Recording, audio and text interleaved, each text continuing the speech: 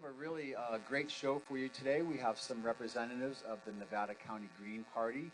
We also have coming on the show a civil engineer, Payom Riles, who will talk a little bit about the meaning of resiliency, which is a big buzzword that a lot of people are thinking about in light of some of the current tragedies that have happened in Houston and Florida around the hurricanes. I'm also going to have Gil Dominguez from Touchdown Productions, a gentleman who's been doing TV production here in the county for over 20 years. And I'm going to also have Justin Burkett. He's going to talk a little bit about Chinese medicine, and I think we're going to maybe get a song or two out of him. And also a lot more. So let's get started with the show, and thanks for joining in. We are broadcasting live now, again on YouTube and Ustream, but also broadcasting in 9 counties: in Nevada County, Truckee-Tahoe, Placer County, Calaveras, Amador, Sacramento County, in Siskiyou County, Shasta County, and also out in Chico in Butte County. And every week we're adding more counties that are getting on board as far as broadcasting conscious, educational, and inspiring content. Well, we started here in the heart of Gold Country, but now we're fanning out. So welcome to the show, and I'm going to go over now with our self-written theme song here for the Golden Road Show with Yvette Cadeau and Gabrielle Lawson. So you guys take it away.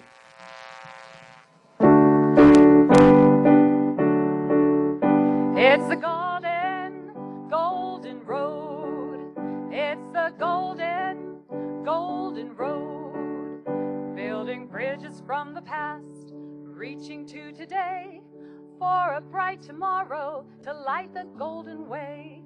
It's arts and culture, history, environment, and health. It's peace and justice, technology, inspiration for all.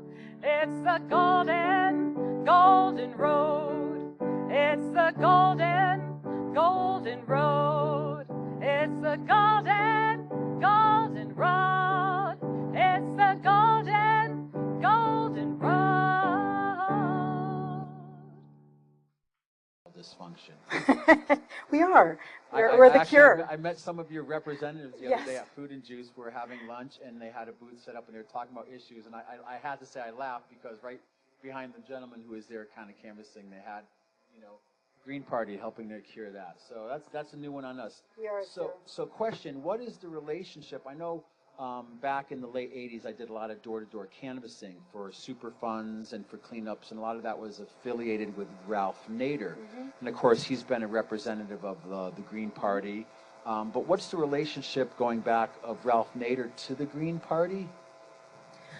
Ralph Nader is a fabulous private citizen who has done so much good public work. If you think about the reason we don't have smoking on airplanes anymore, the reason we do have the ingredients list commonly on the back of all the consumer products that we buy, the reason that cars were changed in design so that they no longer had things that would poke out or hard face smashing dashboards was because of the work he did in saying, can't we have a common redesign among all vehicles where an impact like that doesn't have to be so injurious or so impactful? So he was an attorney or a lawyer who took on a lot of big companies as far as helping consumers? Yes, and even just made pleas to Congress when legislation was coming up, when various issues were being considered, whether it was taking on a company or not.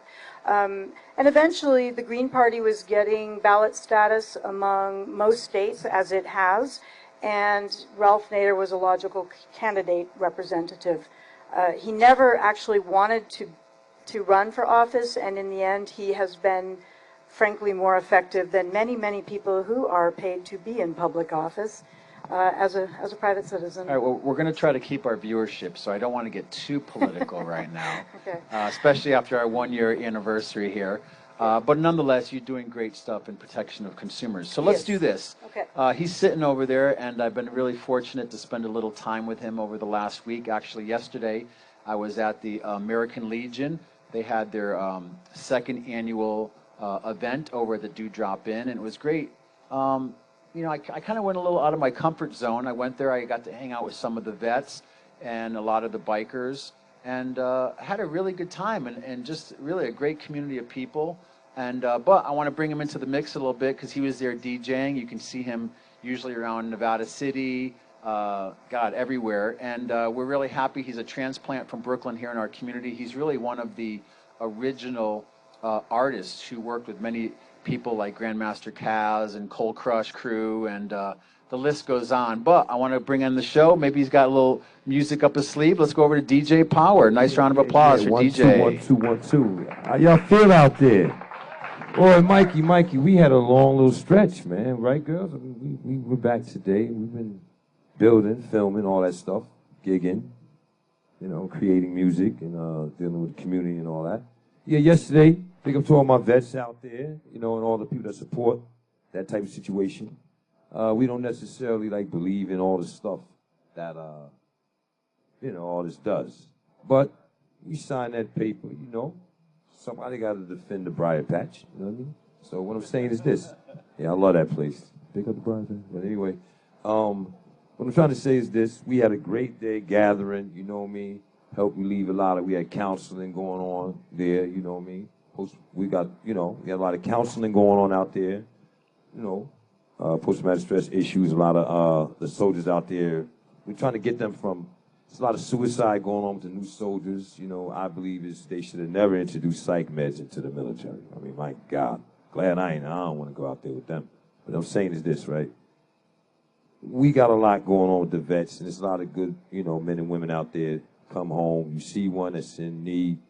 As long as he's trying to get his thing right, help him out. If he's out there messing around, because vets come home with all kind of ideas. They are humans.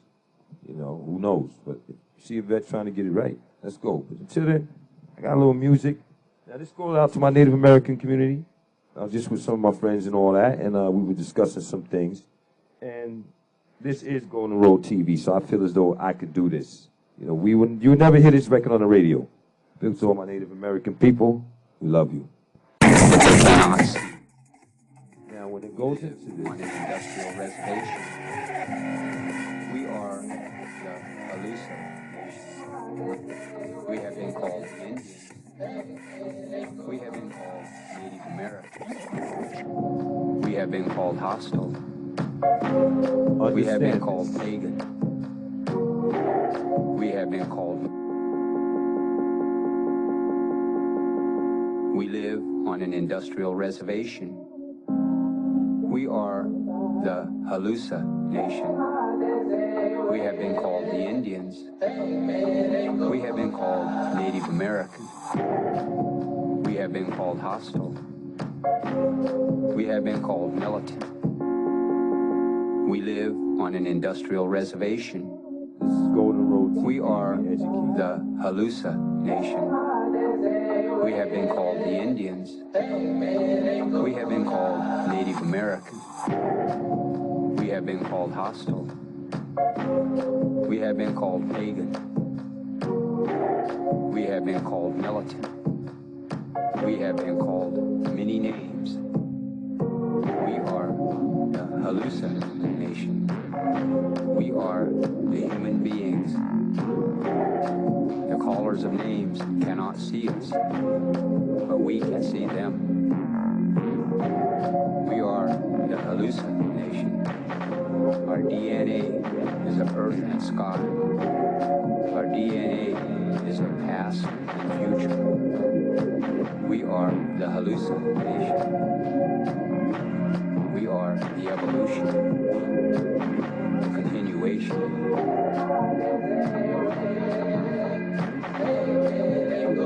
Halusa Nation.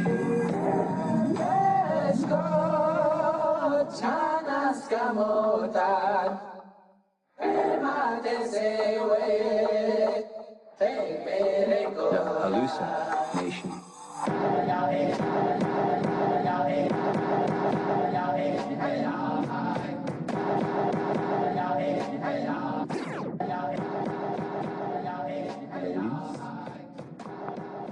Take it over.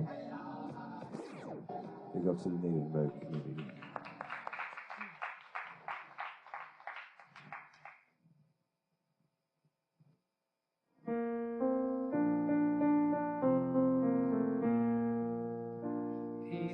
flowing like a river, justice rising up like mountains. People around the world, come join your hands. Peace is flowing like a river, justice rising up like mountains. Share and walk the golden road across the land. Come on. Peace is flowing like a river, justice rising up like mountains. People around the world, come join your hands. Peace is flowing like a river, justice rising up like mountains. Share and walk the golden road across the land.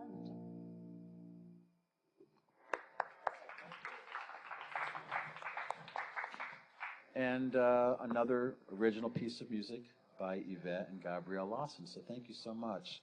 Again, if you're just tuning in, you're watching Golden Road TV. We're also a radio show because I'm a broadcaster at KVMR. And we also are now offering a free app and podcasting through iTunes and the Igloo Radio Network. So if you don't have time to get online or watch us, you don't have cable television, you can put us on in the car, and hopefully we'll offer a little bit of some insightful and inspiring content to help elevate your day.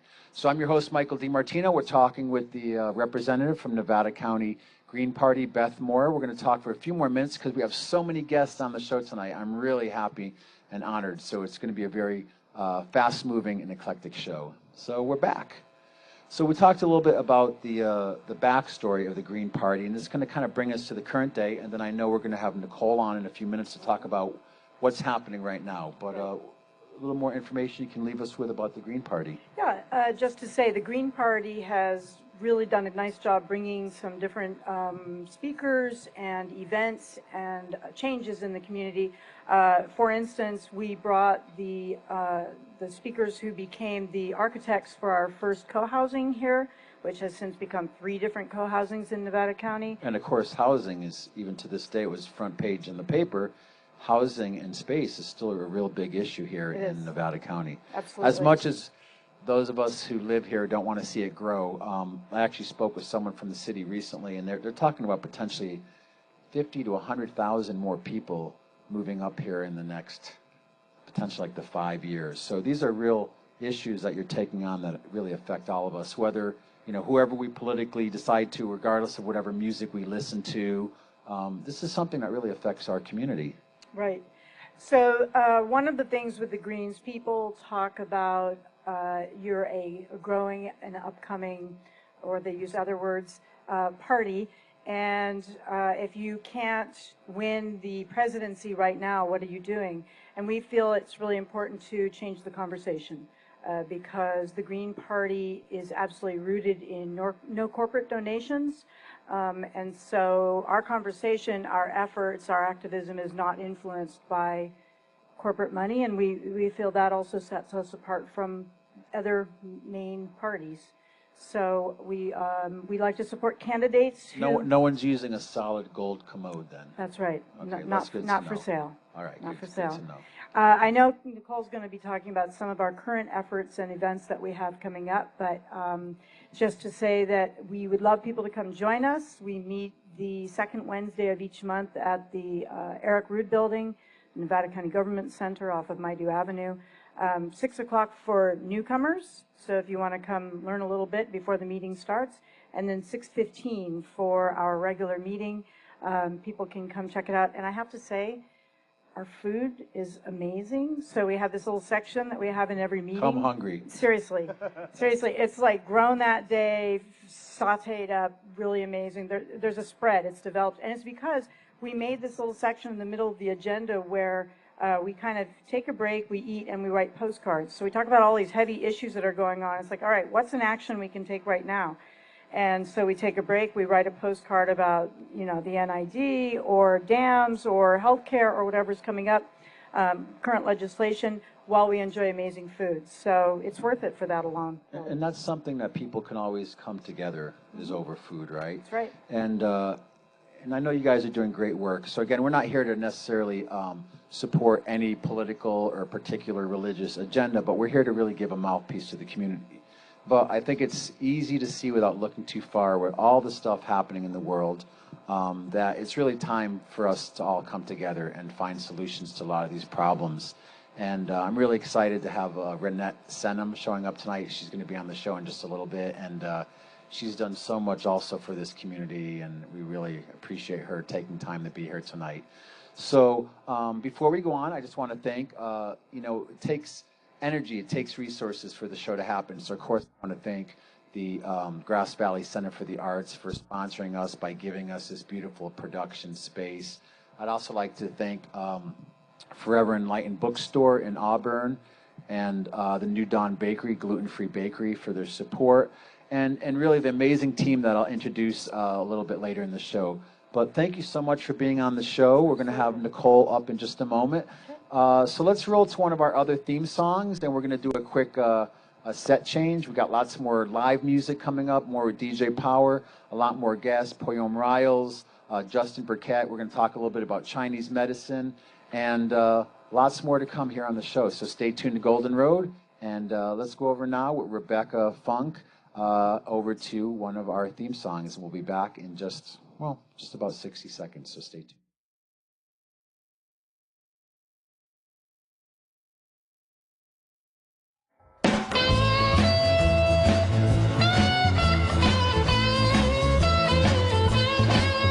It's the Golden Road TV show.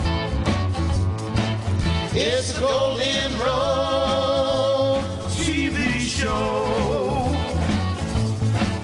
Well, bridge of the past with today for a better tomorrow.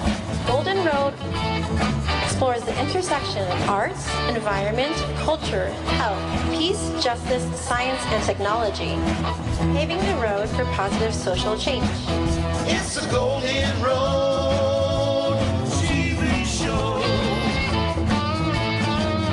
It's the Golden Road. And we're back. One of our other theme songs. Actually, all of those were produced by Michael Shapiro. He has a local music group. You can usually see him performing in Grass Valley at the Hope. Really nice, kind of catchy theme songs that we put to our stream. Short section here to find out what the Green Party is doing today. I'd like to welcome to the show Nicole. I'm underdressed now. What do you do making me look bad now? But anyways, thank you so much. And the County Green Party. I am. And we're going to talk a little bit. So what are you doing now? We got a little bit of the history. What's happening currently for the Green Party? The way that our chapter works is a lot of the members go out and they go out into the community, work with different groups in the community. So we're heavily involved with Move to Amend, also with the efforts to pass SB 560 single payer in California, and Save the Bear River. There's been a lot of talk about that. What's happening with the Bear River right now? Right now, the Army is still doing their study. However, the NID is moving forward with acquiring property and they've hired consultants to do research, I think to the tune of $200,000. And they want to build a dam. They want to build a third dam in a 15-mile radius. Which of course affects Colfax and a lot of the communities along the river. Absolutely, and it is the last existing sacred crematorium site for the Nisenan people. So they want to cover that with water. And of course, ironically, the other sites are already covered by dams. It's interesting because I've actually done some support. We've had on the show Grace and Coney, representatives of the Maidu and also the Nisenan. We covered the Nisenan Cultural Heritage Day also at Sierra College. And that was one of the concerns of the ancestral and the importance of these areas that are going to be flooded. I know where I grew up in Connecticut, Massachusetts area, they actually closed down 3 whole towns and flooded a huge valley basically to create a reservoir. And of course, water is an issue. Dams are an issue. We just had the scare recently in Oroville that happened. I actually got to interview Mike Hubbard up at the dam. It was a beautiful day, and just to get some of the insights of some of the people in the community and people who work there. So besides the impact, it's a real potential long-term issue. It is, and it also affects things like our air quality. And my thing is that if you build it, they will come. So if you build a dam to service more people with water, we're going to get more people into our area. And it's not only the cost of the dam, but it is the costs that are incurred with the resources. So we're going to need more fire department services. We're going to need more police services. And of course, you've seen has anyone driven 174 recently? There's thousands of trees that are orange taped and tagged to be cut because they want to expand, which is a real beautiful drive. It's part of the magic, I think, of the foothills, but they want to expand Highway 174. Absolutely. It's a domino effect. There'll be more traffic. There'll be more crime. All the things that come with expansion. And the thing that makes our area beautiful is that we've been able to keep that at a minimum. We've had a slow growth that we can manage. But right now, all of our services are being taxed as it is. And building this dam, I think, will cause another heavy bleed to what we already pay in. Any other things you'd like to update us on what you're doing, and also how people can get in touch if they want to get more educated and informed and possibly more active? Absolutely. We have our Facebook page. We are the Nevada County Green Party on Facebook. You can find us there. We also have a website, NevadaCountyGreenParty.org. You can donate via our website. I found out the other day there's almost 400 nonprofits in Nevada County. In the area, yeah. I think it's one of the most densely populated nonprofit zones almost in the country. Well, several Greens were also involved last year. We had the Love Event, which was an event to promote the nonprofits in the organization and try to get more people to do volunteer work for our local nonprofits, which are many. So if you're sitting around using your finger spinners, one of those new little accessories that has no purpose except to distract you from probably doing something worthwhile with your time, or you're just bored, get in touch with the Green Party, and we're trying to do this show to help inspire people to enrich the quality of the community that we live in. So thank you so much for your time. Thank you for Where having can I us. get one of these? Maybe they have one in the men's version. I might but have an extra. Okay, very zen, very zen.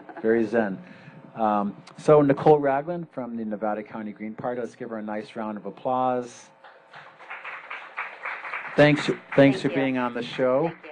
And the next part of the show we're going to do is called Being Green, and we kind of have a tongue-in-cheeky style song for this. But nonetheless, it's about the importance of our relationship to the environment and the natural world. And again, regardless of your beliefs or what political party or affiliation or what kind of music you listen to, we try to showcase and highlight some of the things that affect the quality of life for all of us. So let's go back to Yvette and Gabrielle with another one of our jingles called Being Green.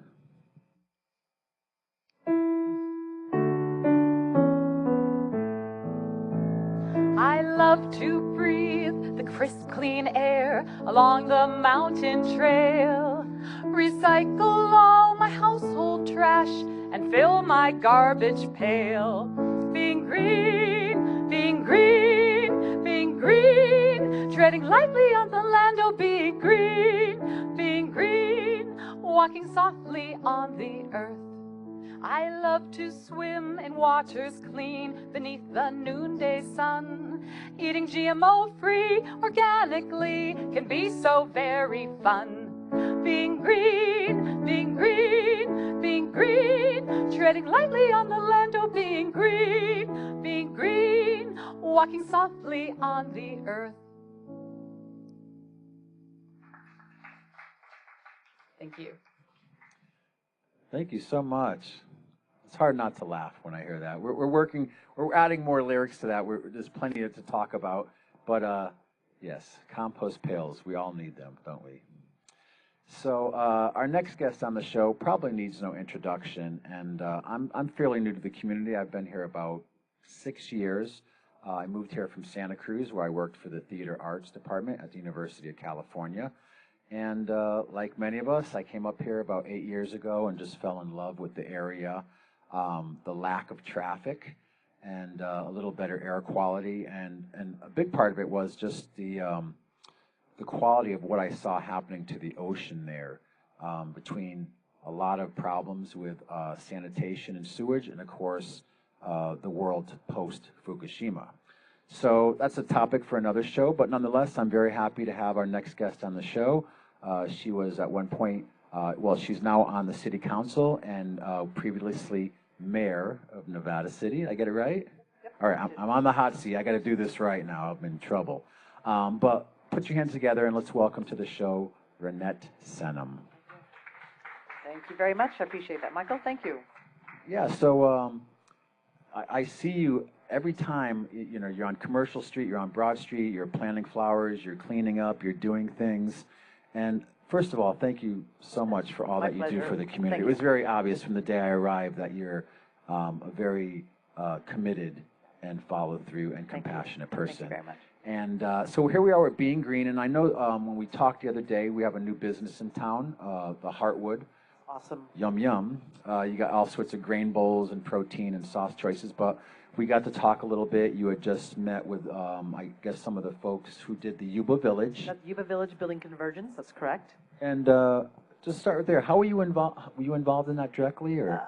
I was just indirectly. I was involved with the Yuba Village Building Convergence. They were having big events, and an author named Starhawk, who wrote The Fifth Sacred Thing and other books, and they're doing a lot of workshops on community building as well as having a street closure because quite a few years ago, we started with the idea of having a town square, bringing the town square back to Nevada City. So we put this little parklet in on Commercial Street called the Boardwalk. It was very controversial, amazingly controversial, and it survived. And now the next phase is to take on, okay, let's start drawing the plans, getting the public in to see what kind of input we want on this concept. And the reason why we're doing this is because back in the late 60s, our town square, which was nothing more than a nexus of roads coming together, but it was completely eviscerated by Highway 49.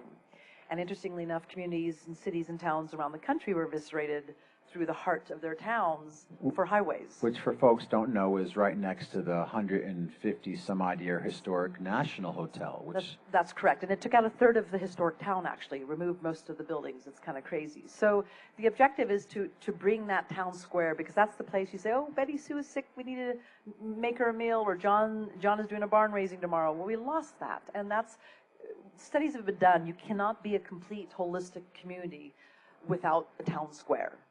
And so that's what we're bringing back. So we are now combining forces with Yuba Village Building Convergence and a musician known as the Polish Ambassador, David Chagowski, and his partner Ayla is going to be singing and doing a concert on Friday, November 3rd at the Foundry in Nevada City. What's really cool about this is we have them and a young group of people called the Futurists of Nevada County, who are 20, 30-year-olds who are like, we don't know how government works. We don't get it. You know, I got a degree, but I don't know how. So the objective was find a goal, and we're going to mentor you, and we're going to, through that mentorship, we're going to teach you how government works. So they came on with, we want to help with that town square idea. So these two forces coming together, and the objective is to do this big old awesome concert at the same time launch a Kickstarter campaign. And we're doing something really fun to do something really dry. And what we're doing is raising tens of thousands of dollars for a $30,000 traffic study, to cover $4,000 in city staff fees, to cover 2 public workshops, as well as any kind of city fees. So what we're doing is removing all the barriers from the city saying we can't do it. We don't have the time, we don't have the money, we don't have the staff. We're removing the barriers and so we can move forward in the dream. Which seems kind of ludicrous because not only are we now one of the top small towns for arts and culture in the country, but it's a historic zone, and we really don't even allow smoking there because of the threat of fire. So the idea that we can kind of be a model for other people, because, I mean, in New England we have these, but in a lot of towns I notice, what do they have at the center? They have strip malls. That's right. We've really lost that ability to come together in the center of our communities and get to know each other and have the kids play and talk about these various issues. And even though technology's done a lot to bring us together, in some ways it's also separated us. Yeah, there's this digital divide going on, and we're all behind our closed doors in front of our laptops and our iPhones, and we're actually separated and alone, and depression's never been higher, and loneliness has never been higher. And we know for a fact that if you get down into town and you have face-to-face connections, it'll elevate the serotonin and you'll be much healthier and happier because of that. Interesting, because even on NPR today, I was listening to, I kind of listened to some of the other shows there. They were talking about the important effects of talking to strangers and the effects of that on the brain. So some of these things are kind of social norms that what we've been taught or how we've been raised, but we're also starting to see through the thin veil that a lot of these paradigms or perspectives are not working, and we have to kind of reinvent ourselves and bring back some of these older values and traditions of how we lived as communities. That's right. And the thing is one of the reasons why I ran for city council years ago, I was looking at maybe I should run for county supervisor, but I realized in order to create a tipping point, you need to reach 15 to 20% of the public, and then you can change and shift culture. It seemed easier to do with 3,100 people in Nevada City, that's our population, versus 100,000 in Nevada County. And the objective is to shift culture by doing these more community-oriented things. But the other thing is that when I look at what's going on in the world, I'm like, I can't change the world, it's too big. But if we can change this little community and make it the paradigm we want to live in, right, and become the leader, when people come here, whether we're going to have 50 to 100,000 people moving here, I don't know where they're going to live, in 5 years, we want them to come here so we can shift them into our culture, rather than them shifting us into their culture. Because the truth of the matter is, they're attracted to us because when they walk into this town, they go, wow, this is what a community feels like. This is a sense of place. We're like, yes. But more importantly, what we'd love for you to do is come visit. We'll give you the seeds, go back home and plant those babies. And even better, if you go around Grass Valley in Nevada City, you won't see big chains or box stores. Everything is local and mom and pop. And of course, we have Sierra Harvest here. We have, I think, something like 40 or more organic farms. Almost every day of the week, we have a farmer's market. And again, that's really some of the things that enticed me to move here, that it really is, actually Edgar Casey, known as the Sleeping Prophet, actually had a dream about this city of gold in the hill, and people would be drawn there as the world collapses and crumbles.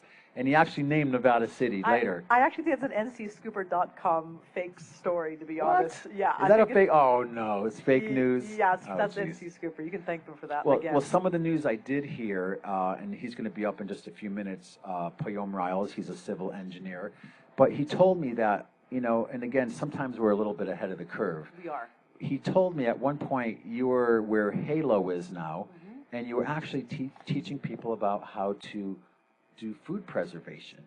And can you tell us a little bit about some of your work or what you were doing back then?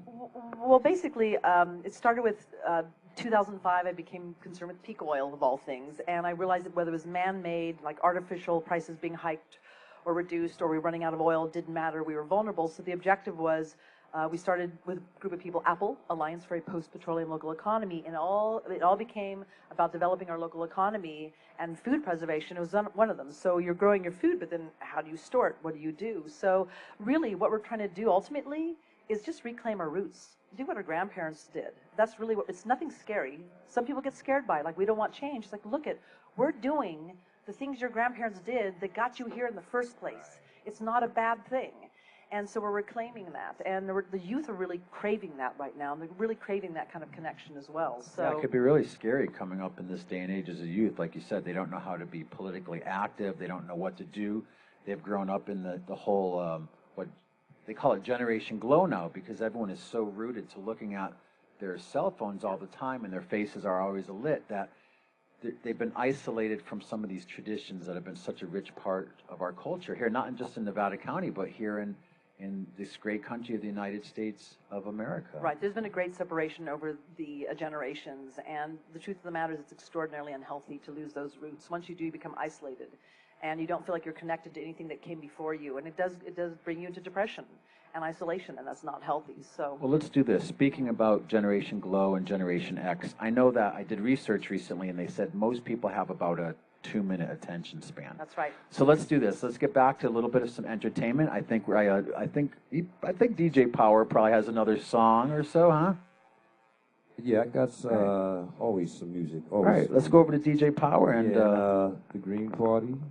I like what they're doing. You know, stick with the structure of things, keeping that down, those dams and all the extra stuff they want to do. Not because it attracts more people. Because I'm a transport. We are coming. Okay, we're here. Edgar Casey, like he said this. All that people coming is gonna be more crime. No, You come here, we got something for the crime stuff, all right? We're not into that here, but like, people are coming. This is planet Earth, 196,947,000 square miles, which is a weight of 6 trillion tons, which is a unit followed by 21 ciphers. For every inch of this planet. There's plenty of room. All that, no. Sounds too bushy. But I'll say this. People are coming, and they will be constructive. They build. I own a few businesses here. I employ people here. I counsel people here. I have the biggest DJ academy in the world here. Like, man, let's play some music, man. How about the party? A little color in front of it.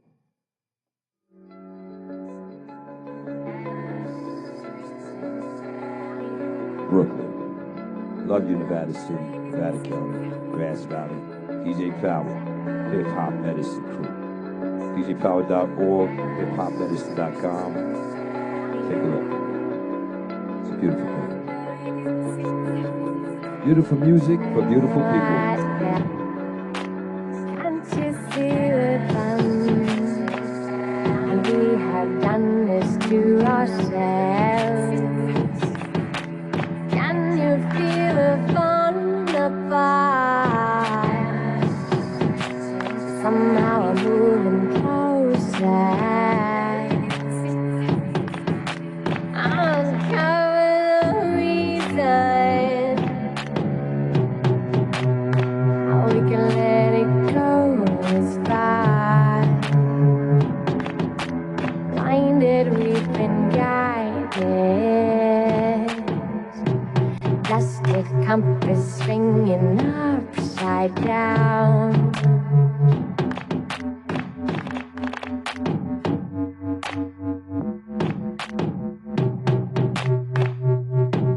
Now the next segment, you know, we always have our tear your living room up, all my sock dancers out there. We ain't getting into that yet.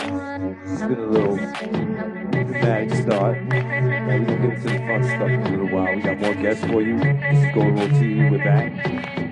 Hope you tuning back in. In fact, I believe we expanded.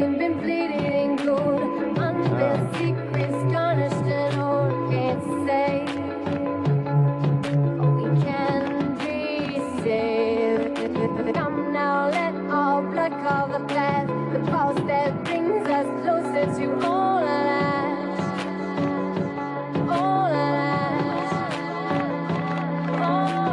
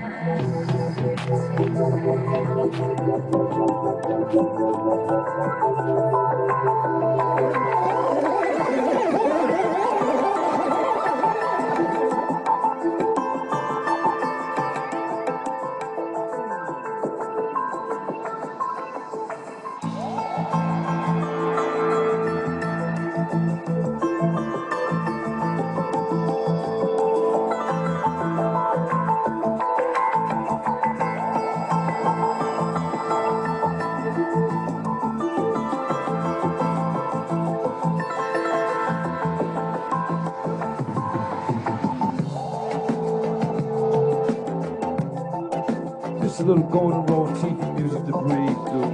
You know, sit back, get into your Sundays in. You know what I mean? That's how we do it. Gotta switch it up sometime. You know? You're enjoying this. It's more.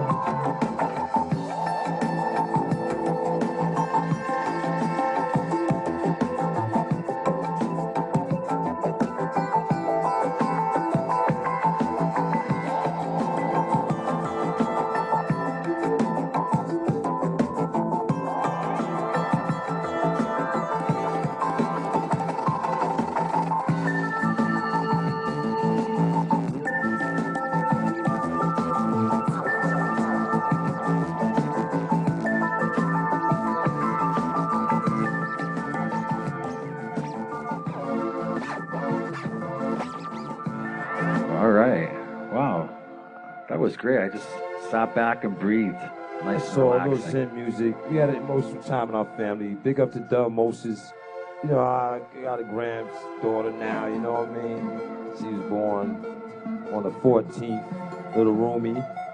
Big up to Dove and Tay, new baby. You know what I mean? So it's nice. Finally a girl in the family, all boys. And I'll tell you, you look great on set here.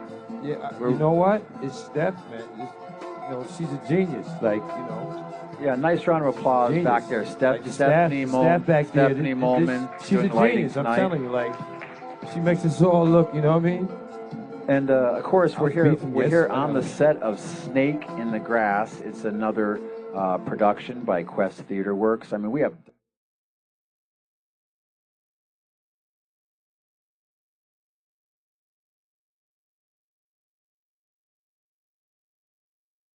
Again, thank you so much, Grass Valley Center for the Arts. It's amazing the amount of consistent, great shows and talent that you have here. And in just a few minutes, we're going to actually have up Gil Dominguez, who recently did the broadcast of the Dancing with Our Stars. So lots more show to come. But let's get back. We're talking a little bit about sustainability. And I know we could talk about a lot of things, and I really hope that you know you can come back. You're always welcome. Maybe we'll get you to hostess a show at one point. But I know a big buzzword right now is this idea of community resiliency. Can you talk a little bit about that and some of the things maybe that you're doing or what's, again, happening here in our community and how people can get involved? Well, it's pretty easy to get involved, to be honest. I think one of the best things to do is come down to our Nevada City Farmers Market on Saturdays from about 8:30 in the morning to 1:30 in the afternoon every Saturday downtown Nevada City. And you can kind of get that feeling and sense. But ultimately, I think what's been happening over the years is that people have been realizing that we have to learn how to really sustain ourselves and not be dependent upon those outside of our area. And of course, the hurricane in Florida and Houston showed that. Actually, I read the headlines where the governor of Florida came out and said on national media, like, do something because we cannot help you. Yeah, you're on your own. You're on your own. So I think that that's the thing that we've kind of thought somebody was always going to take care of us. And I go back to reclaiming our roots. Our grandparents, they had food stored in the cellar, right? They knew how to repair their own clothes. They knew how to grow their own food. And this is the stuff that builds communities. So part of it is getting people to take on, you don't have to do all of it. You can become the beekeeper and you can become the potato farmer, right? So our objective is for everyone to do their part. And ultimately, and I learned this from a woman who was on our board many years ago of our Apple organization. Her name's Anya. And she's Polish and was in Poland during the economic crash. And she said the thing that made them survive was not because they just had a pig farmer or a wheat farmer or somebody who had beets that made the sugar, but they knew the farmers. They knew those people. They were networked. So part of it is being networked. And that network comes to the face-to-face connection, and that's where the town square concept comes, is if we know each other, and I know who you are and what skills you have, then basically I know who to go to. I'm not alone. I don't need to know all that, but I have a network of those who have those skills and expertise. And so it's about building resiliency in volatile times, but it's also building that incredible sense of community where you don't feel alone and isolated any longer, which the majority of Americans do. Well, understandable. I mean, I went through an airport just a few weeks ago. Wait a minute, excuse me. I got to take this text message here. Excuse me. Just. All right, wait a minute. Hold on a minute. Wait, I got to check my YouTube. Wait, you guys see my Instagram? Oh, I'm sorry. Exactly. I am joking because even though technology does connect us and we're broadcasting with technology, it's time to re-explore the essential nature of our human connection, especially around community and sustainability. And all the people that we have here on the show, we'd like to showcase because all of them are deeply committed to that. Right. So we could go on for a while, but I know we don't want to, have people wait too long. We have a lot more guests and live music coming up. So words of inspiration from Renette Senham. Get people active.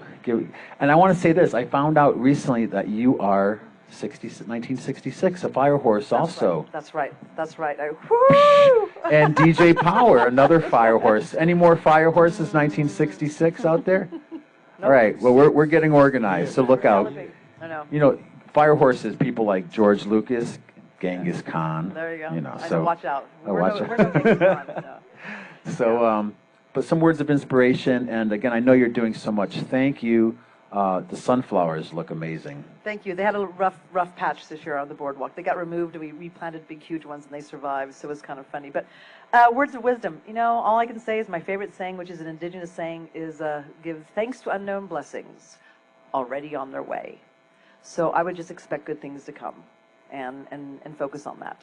That's what you bring into your world. So I think as a community, we're focusing on the good, and we're focusing on community building, and that's what we need to do is keep our eye on the ball during all the storm and all the hectic everything, right? Keep your eye on the ball. And be proactive before the, you know, the 8.5 quake or something else horrible happens, another Oroville Dam. Get to know your neighbor. It's the easy thing to do.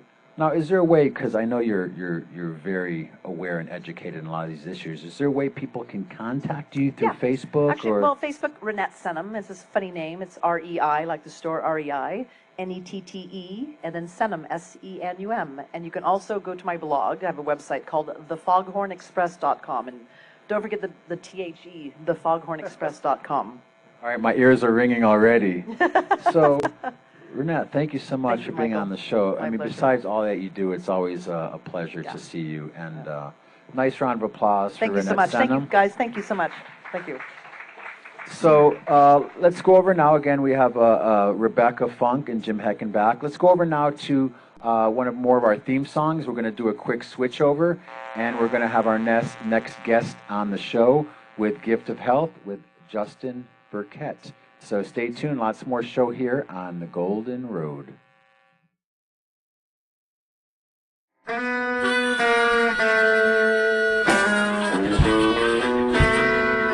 It's a golden road, TV show.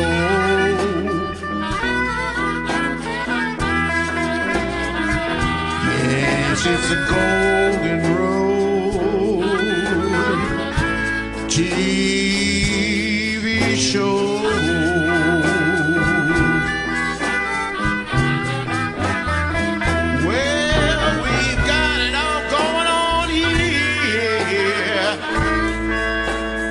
It's a Golden Road TV show.com.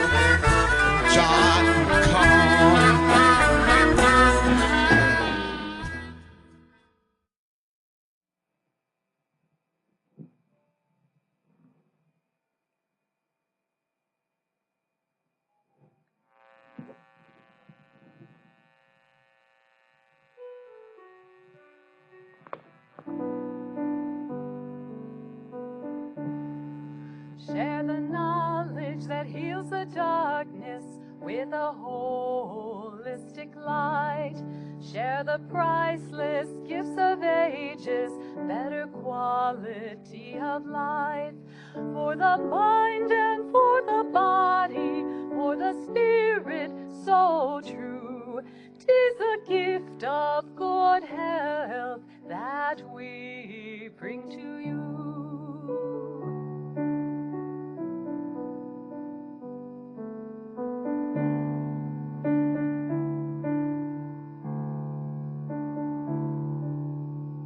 Share the knowledge that heals the darkness with a holistic light, with the priceless cures of ages, better quality of life, for the mind and for the body, for the spirit so true. 'Tis the gift of good health that we bring to you.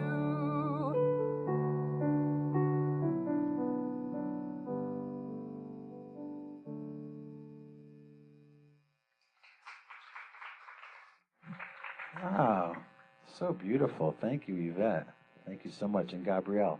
So welcome to the next part of the show. It's called Gift of Health, and this is just practically where we'd like to help enriching your quality of life by some very simple and health tips.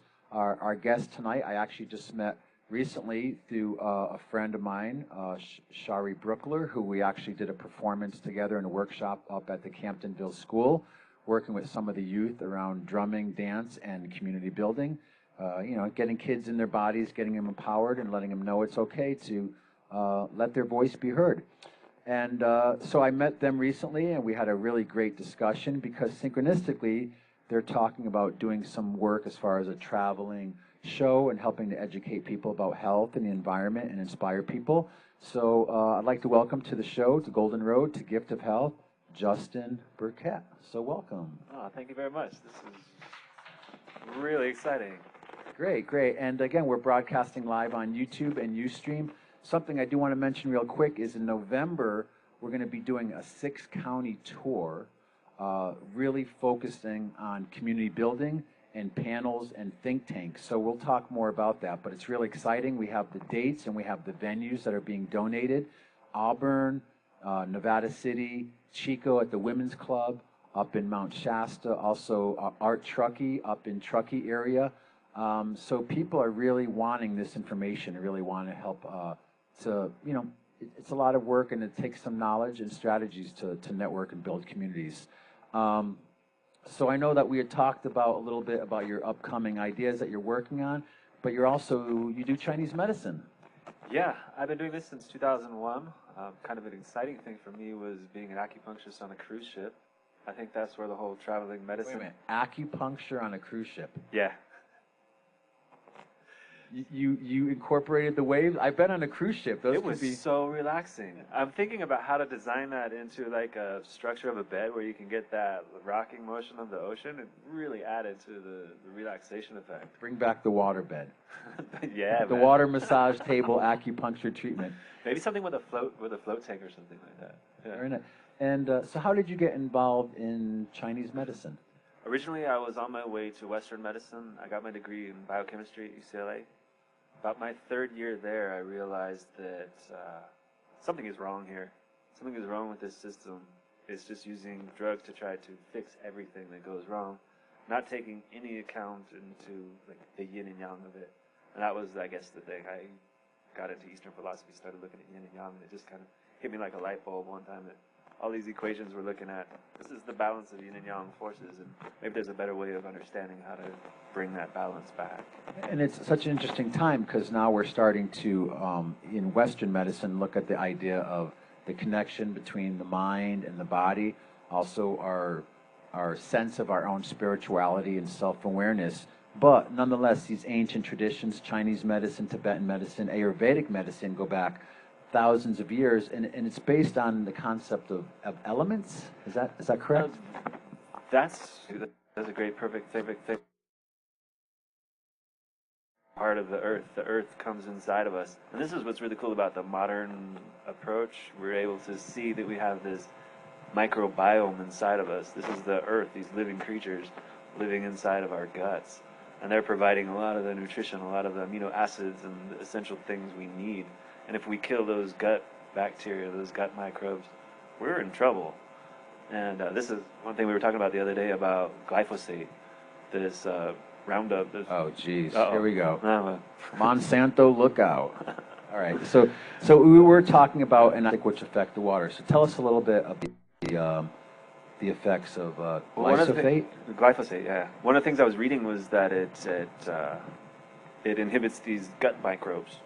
And it's not just happening in our guts, but it's also happening in the rivers and all the way these farms wash down into the ocean. Everywhere the water goes, this stuff is going, and it's having a detrimental effect. And that's one of the reasons why I think that working with the earth is so important. And working with the earth inside of our bodies, absolutely essential. We call it the spleen and stomach in Chinese medicine terms. One of the 5 elements. Yeah. And it's so interesting because, of course, I walk around now, I see everybody drinking kombucha and Kavita, and everybody's taking probiotics. And I heard recently, I had on the show, actually, I went down to Sacramento and did a shoot for the University of California, Davis, about what they're doing with regenerative medicine. And some of it relates to stem cells. But in their understanding of health, they actually have mapped certain patterns in the gut, in the stomach of people, and they realize that these certain conditions, which are very traceable, are symptomatic and what creates certain illnesses and health conditions. So they're really seeing that whatever the environment in the stomach is, when you chart that, has a repercussion on the body and the mind and this general state of health. Were some of those ideas about the stomach, were they about like fatigue, low energy, swelling. Like chronic fatigue syndrome. Even just like regular tiredness, you know, this thing we get this muzzy-headed, foggy feeling, your body holding on to more fluids, kind of tendency to overanalyze and worry. These are a lot of the problems that show up when specifically the gut is affected. You get other patterns when different organs are, you know, having their issues. But that one particularly, we find in Chinese medicine, they mapped this out a while ago. I was wondering if you remember any of those. And what are the different elements? I know they talk Yeah, about we got earth. the earth element. Consider that right in the middle. And then you also have the fire element. And the fire element feeds the earth element. The earth element gives us the metal element. The metal element gives us the water element. The water element gives us the wood. It's kind of a cycle. It's a generative cycle. And it's working in nature. It's working inside of our bodies. And one of the cool things about Chinese medicine is we're able to parse out that based on your signs and symptoms, have an idea of which elements are out of balance, and, you know, work with our acupuncture, work with our herbs, work with our lifestyle changes. And of course, everyone who comes in probably has a different symptom or a different diet or nutritional deficiency. It's not like you just have one. Everybody's a story. Yeah, and so part of it is, you know, teaching them to rewrite their story. Yeah, and you can't just fix things with pills. Yeah. You can mask them, though. Oh, yeah, great. Yeah, that works. For a little bit. We don't want to go off on a tangent, but it is really disturbing. I know just recently, you know, even President Trump had mentioned the opioid crisis that we're having in this country. And a lot of my friends I talk to who have kids who are in their 20s, and whether it started with an injury and a pain pill or something, just to see the level of how we're pharmaceuticalizing a whole generation of kids, and then how that feeds into antidepressants, how that feeds into all these things, not even to mention our digestion and our body's physical health, just the impact that has on the general social state of mental health. But the opioids, that's interesting. I was when they first started looking at the effects of acupuncture, that was one of the first things they noticed, is it's working on that opioid system. You're stimulating the body to make its own stuff. So for people trying to get off of that stuff, looking for alternatives to pain, there's nothing better than acupuncture. Really? Yeah, it's pretty amazing. So what are some of the other treatments? We were considering doing moxibustion today, but I think with the set, we didn't want to burn the center down, so we're going to resist. But what is moxibustion? I know you talked a little bit about that. Moxibustion, this is a combination of herbs that they press into a kind of like cigar shape, and you light it and you burn it over points. So you're not necessarily puncturing the skin, but you're over the points. So it's one of those therapies that you don't have to necessarily hold a license in order to puncture the skin, but it's a therapy people can use to... And it pulls out toxins, or it stimulates joint health? Or? It moves the blood, it opens the vessels. It's very like oh shoot, I'm losing my words here. But it opens the blood, so it gets more blood flowing. There's a saying in Chinese medicine, when the qi is blocked, you're going to have pain. You have pain because the qi and the blood are blocked. So the solution to pretty much everything in Chinese medicine is move the qi in the blood. And that takes care of so much. Stagnation is the enemy. So we have another minute or two left. What's something, because we're Gift of Health, we want to leave you with something you can do in the comfort or convenience of your own home. Sometimes we might not be able to afford some of these so-called alternative therapies or non-Western therapies, and then we end up at somewhere like a Yuba Docs or the hospital. But what's something someone can do who's watching to just have a better and higher quality of health? Well, I'll tell you something. I learned this from a guru of mine. It is better to first give a deep breath before taking a deep breath. You see people when they're so stressed out, and you get this really bad advice. People mean it. They intend a good thing when they say, ooh, take a deep breath. But when you're so stressed out, you can't really take it. But if you first give a deep breath. I think we should do, how about we try that, right? This is an experiential, hands-on, participatory show, so maybe just lead us all in a breath or two here. So, on the count of 2, give every breath. Until there's nothing left, squeeze it out. Bring the knees to the chest, too. Okay, we're going to... And then we breathe back in. Okay, so count us in here. Ready? Okay. 3, 2, 1. Give. Push it. Squeeze it. Give everything until there's nothing left. A little bit more. And then what happens? I almost fell out of my chair. I got so relaxed. But I think the message is in giving we also receive, correct? And there's that as well. And that's a double bonus.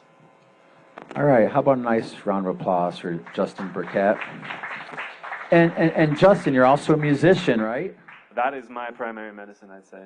All right, so he's going to be back in just a little bit to share a song with us. We have lots more coming up in just a minute.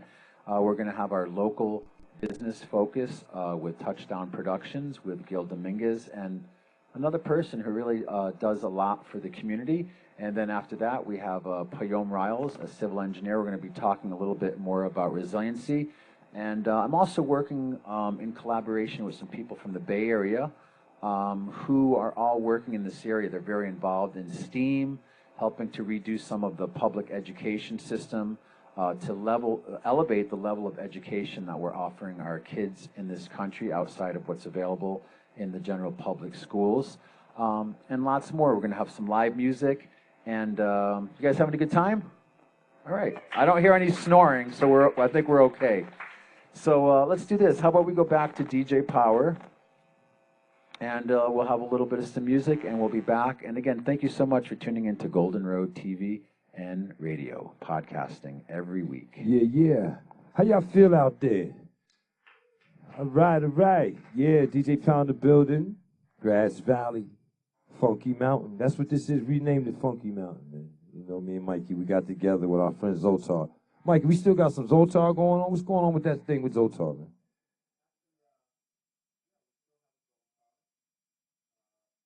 You know, did we find him a date yet, or? Well, it's funny. I got somebody, I think. Well, because DJ Power and I were out at a late night. We did a gig, and on our way back, we stopped, and we actually met this incredible Swami called Zoltar. He likes to hang out at amusement parks, especially around Coney Island. But, that's where he's from, Coney. Yeah, he's always there, and he's an incredibly insightful, enlightened being. Yeah, he's at those. But he's boxed in. Yeah, he's boxed in a lot. You know, makes a lot of money, though, daily, constantly. So we're going to do a Zoltar dating game coming up on the show. And also, he offers us a little bit of some wisdom of the week. So he'll be coming back, and I didn't bring it tonight. As we're getting closer to Halloween, he gifted me with a very special crystal ball oracle, which I'm going to bring on the show next week. Yeah, so, man. Lots happening. I have to say big up to my whole family. You know, rest in power to my little brother, TC Islam. You know, Father Hipstep. You know what I mean? About 2 months ago, he's just not here no more, but his music will be forever. My baby brother, TC Islam. Love you, my man.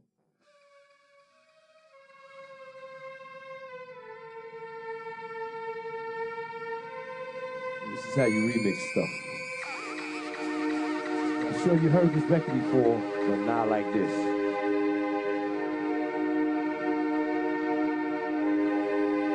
What we do. Stages. Get real, you know? That right there, baby. Let's work. Now, all my sock dancers, I promise you, we're gonna come back and tear your house up, right? That's how we do it.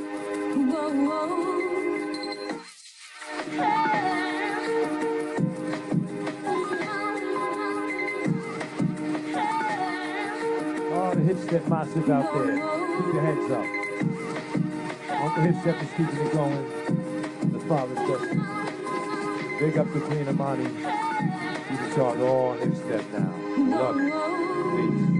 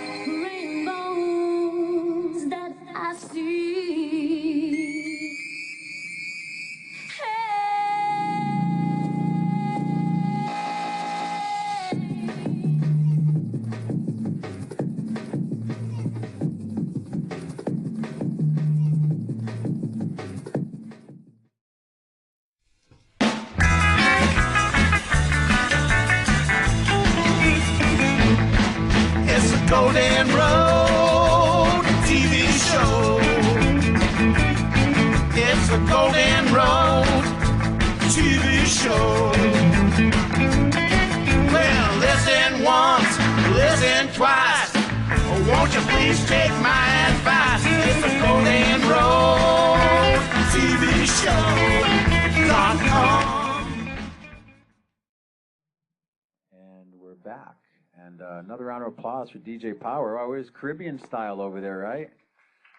And we also want to send some thoughts and prayers to the Caribbean. Of course, a lot of people, I was actually surprised to hear that still millions of people without water and electricity and food. So we're sending out our prayers and good intentions to all the folks there. And before we go on to our local business focus, and I'm really happy to have him on the show, I just want to give some props to, well, she's here singing tonight, but I also want to acknowledge Yvette Cadeau, who is the event organizer for the Through the Lens independent film festival happening at NCTV. So give us a little insight to what you've been up to. Yeah, thanks, Michael. Well, and I got involved with NCTV back in 2015, I believe it was, or late 2014. Cheryl Noble, our former station manager, had an event called Foothill Films, and it was a screenplay writing contest that evolved into a filmmaking event. And Cheryl did Foothill Films 2 years in a row, in 2014 and 2015. And then NCTV went through a hiatus and a transition where we were moving to a new location. Throughout this time, I was on the board, and because that was one. And also NCTV now has a new director, executive director, yes, too. Yes, right? that's Ramona Howard. And she's done some incredible stuff. I actually went and visited the studio. There's a full green screen there now, and I know for probably almost a year we produced our show there. And again, I want to give kudos out to all the people that helped carry cable and lay cable and plug the cameras in, because it was an empty room, but now it's a fully functioning production studio, correct? Yes, yes. Ramona is functioning as our station manager and executive director, and she's just done wonders with the new studio. We have a new cyclorama, which is a green screen. It's a fancy word for green screen, and we have a state-of-the-art editing suite. It kind of looks like the bridge of. And so we are really excited about Through the Lens. That was the name of Foothill Films, is now called Through the Lens. So we've changed the name. It's called Through the Lens, a script to silver screen event.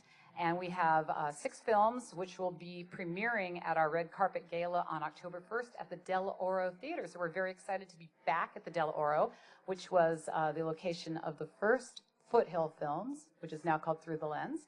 And I see that you have Gil Dominguez there in the hot seat, and he was actually one of the directors for one of the films in 2014.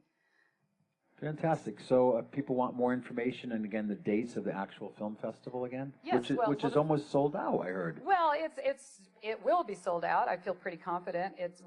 Tickets are selling briskly. And it's a project, it's a process. It began as a script writing contest in April, and the prize for the winning screenplay writers was they got the chance to make a movie. And all summer they were making their films. They just finished the final post-production process, and the films are now being compiled into a Blu-ray disc, which will be aired on October 1st. Not aired, I apologize. It will be screened on the big screen at the Del Oro Theater on October 1st. It's going to be a real exciting red carpet gala premiere, Hollywood style. So we're just really excited about it.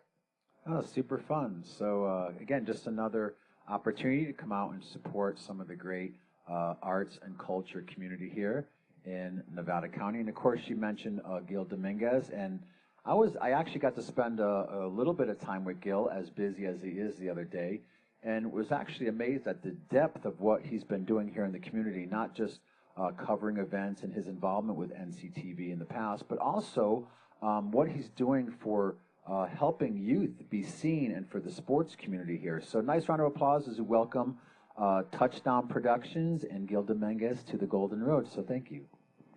All right. Thanks for being here. Thanks a lot, Michael. So, Nice setup you got here. Of course, looking at all the production technique that you guys are employing for this show, and I'm a big fan of anything television, so kudos to all the crew back there and the production assistants out there and in the audience that make this happen. TV does not happen by accident. And it's so funny because, now, of course, anybody with a smartphone can stream to their Facebook page. But when we do these productions, they are 4 and 5 camera shoots. So I've done production in the past, but you have been doing this in Nevada County for 21 years. We moved here in 1997, and it's actually my 37th year in the industry because I did this for 17 years in Hollywood before I moved up here. Oh, interesting. So what were you doing in Hollywood? I was working for one of the local channels, KMEX TV, and it was a small station at that time. Now it's the #1 station in Los Angeles. And so you really have the opportunity to do everything from the ground floor up, from operating the transmitter to working in the tape room to camera, of course, and the joy of editing, of course. Well, that came later. I was the audio person there, the main audio person for about 7 years, and then moved into technical directing, and then worked into editing as well. So finished up. I think I'm on the hot seat right now, Yvette. I don't know. He's an old pro here. Well, and speaking of, the movie event Through the Lens, working with Tony Rondini and her screenplay, Only a Little Famous, which was an adaptation of the Goldie Hawn movie. That was the first movie that I had ever made. And that's completely different than making a television show, which is pretty instantaneous, and you don't get to go back and redo different parts of it or whatever. But in the movie, we had 5 different locations, from the airport to the Holiday Inn to houses, and so it was a real creative endeavor making a movie instead of just television. So certainly something that was fun. I'd like to probably try again at some point.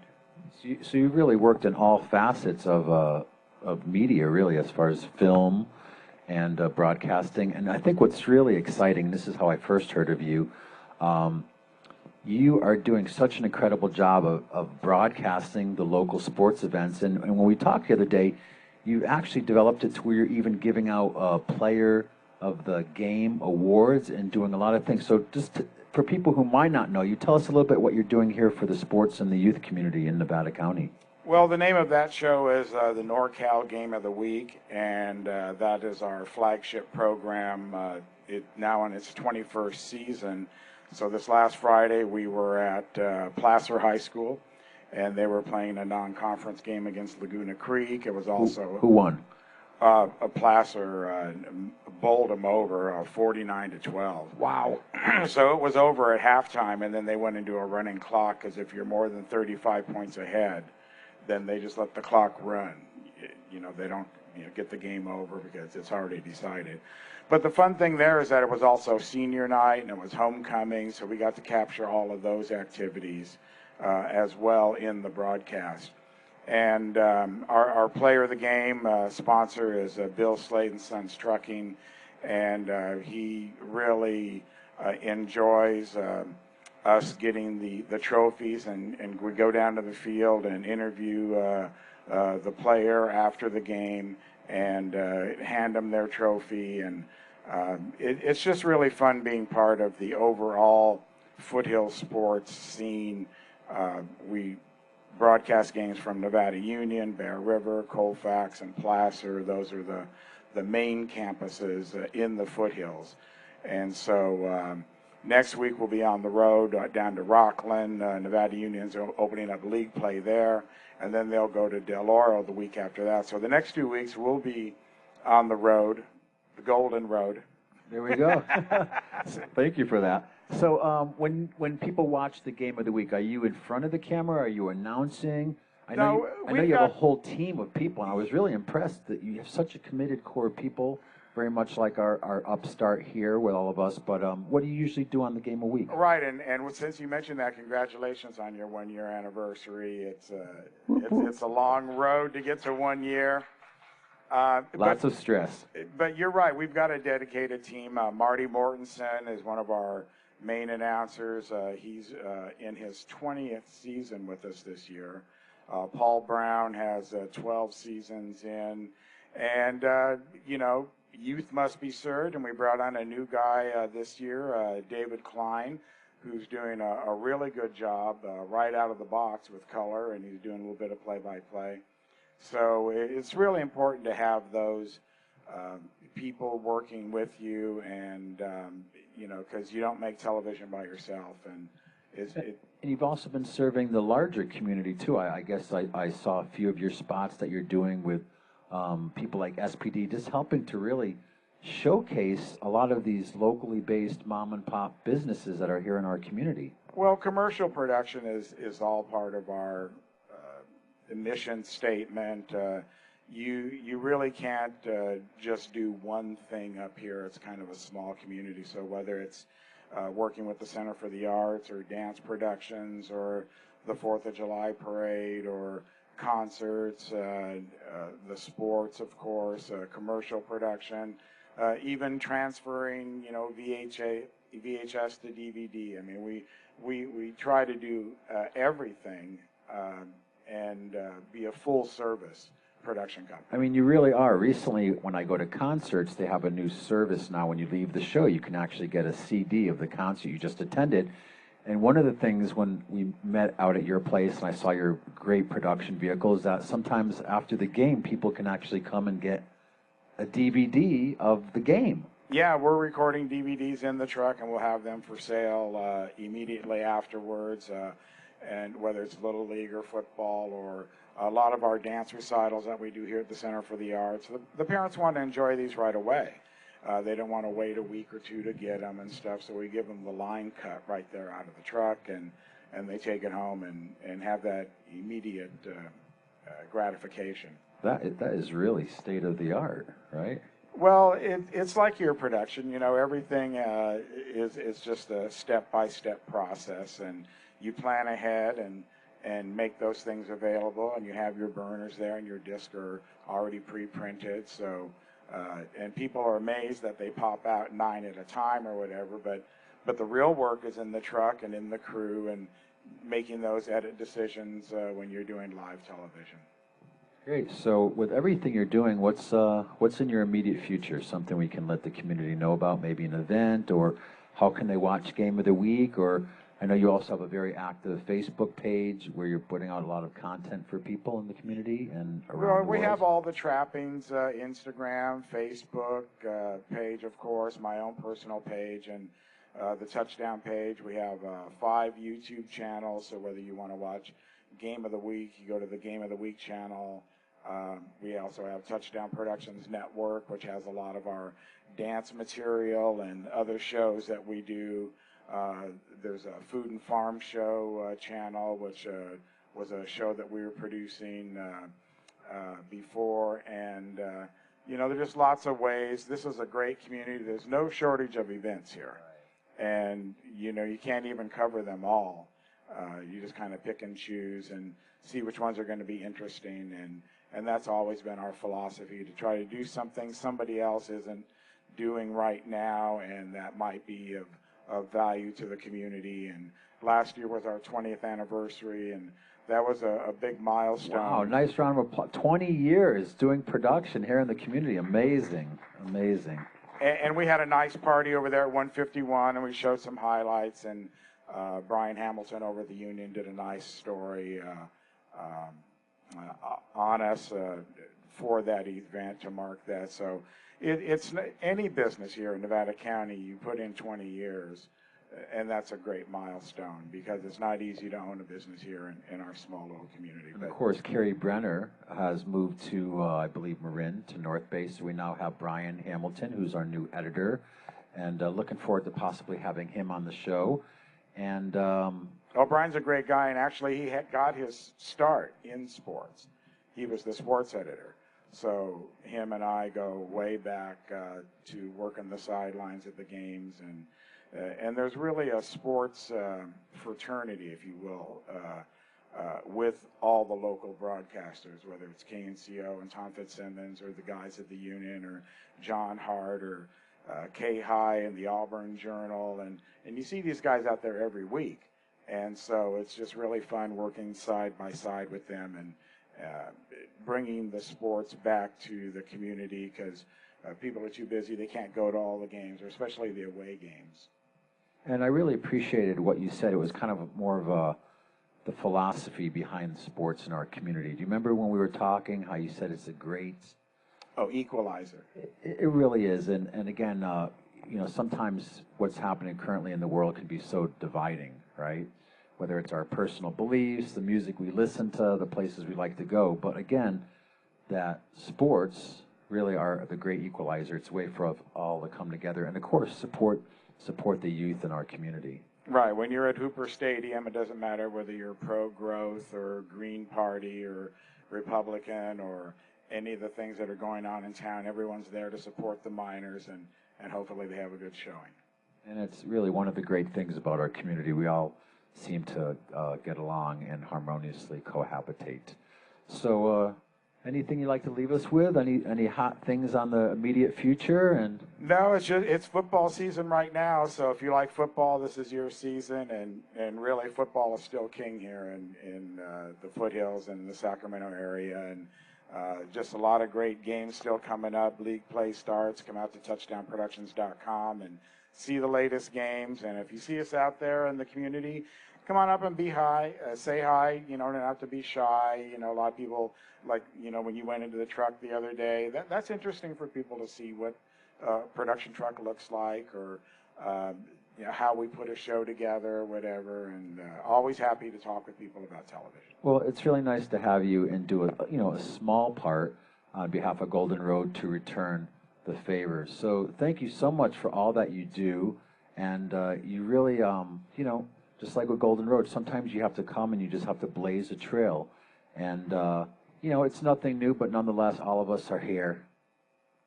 That's what you're doing. You're blazing the trail. Blazing the trail, amen. On the Golden Road. And congratulations to everybody on your staff for making it 1 year. That's a great accomplishment. Well, I will say this real quick, and then we're going to go over to DJ Power. I do want to thank, on doing camera tonight, Claudio Mendonca, right? On lights, Stephanie Molman. Steph. And you can see Stephanie. I mean, she's doing, one night she's at Vaporella, then she's at Space Rabies here at the And he's theater. part of our crew as well. Yeah. Wow. You sure you're not cloned yet? How do you do all of this? It's inconceivable. We want to thank Makila Wind on sound tonight, and we actually have someone new who I met through NCTV. I know your name is Ryan. We're going to get your last name here, but Ryan's here in support tonight. We look forward to working with him in the future, and also a graduate of Nevada Union, I believe. Happy to have her here tonight helping to switch. We have Rebecca Funk. Yeah, Rebecca. And of course, Yvette and Gabrielle who do the theme songs and do lots. And of course, Jim Heck helping to switch and making sure the signal is going out. And George helping to bring the piano and all of those. But let's do this now. Let's pick it up a little bit with some music with DJ Power. And we're going to come back because we still have live music with Justin Burkett. And Payom Riles will be up in just a few minutes. Talking on behalf of what resilience means on behalf of being a civil engineer here in the county. So stay tuned. Lots more. Over to Mr. DJ Power. Yeah, man, that's good. That's got those football games, man. Good relationship with the kids and all that. Nice guy, nice guy. All right. Listen, this is what we doing. We about to tear the house up. All right? Really. Hey, Rebecca, you ready to dance? Oh, yeah, Michaela is a heck of a musician himself. People don't know that part. He's way back there somewhere, but he gets busy, man.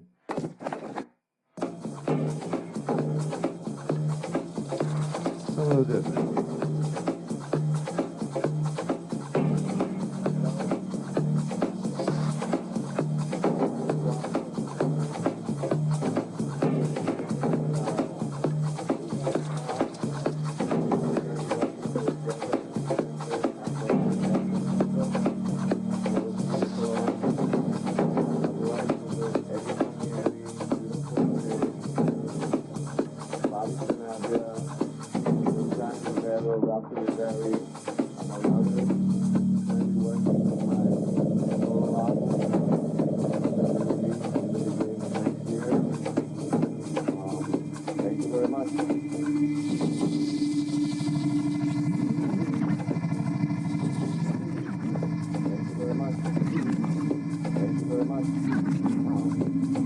much.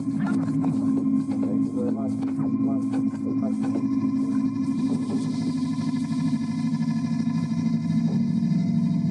Vortex.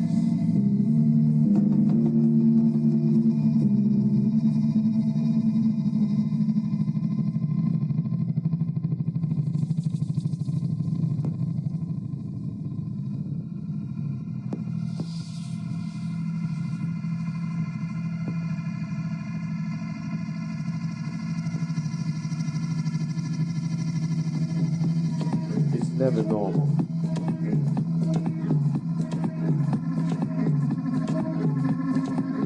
Goes out to all my businessmen. So,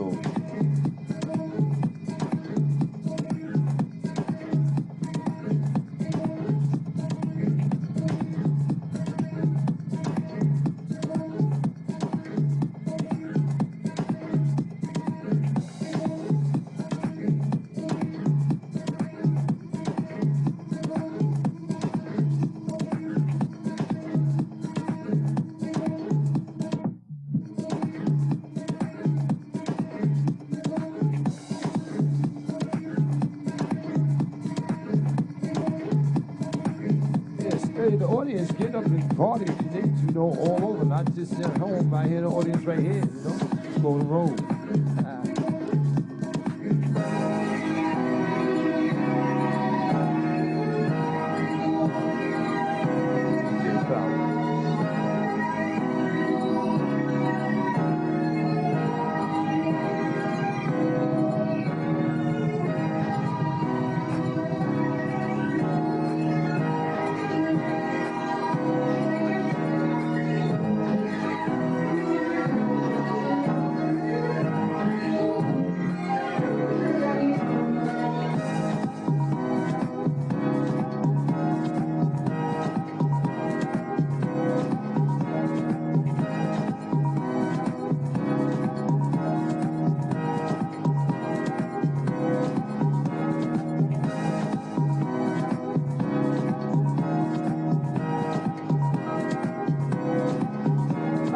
All right.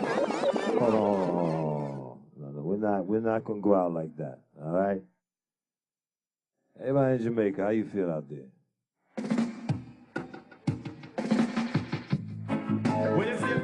Big up to my family in St. Catharines, all in Brooklyn, Crown Heights, DJ Power, Golden Road TV. Let's go. Zungo, zungo, go, zungo, zen.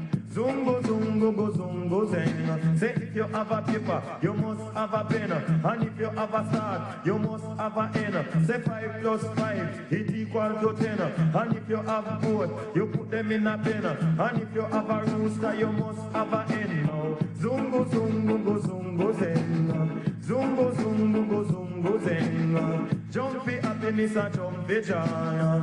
You know fi call yellow man no boy. Lady and they used to take fitaya. Where the Lord them calling Where the I'll give thanks and praise unto the Most High, because we should be the clothes pretends unto a man. Because all these things are abomination to the Lord God. Yeah. Cause every day the girls dress up in her trousers. I say what happened to your skirts and blouses? Why can't I man see you in your dresses?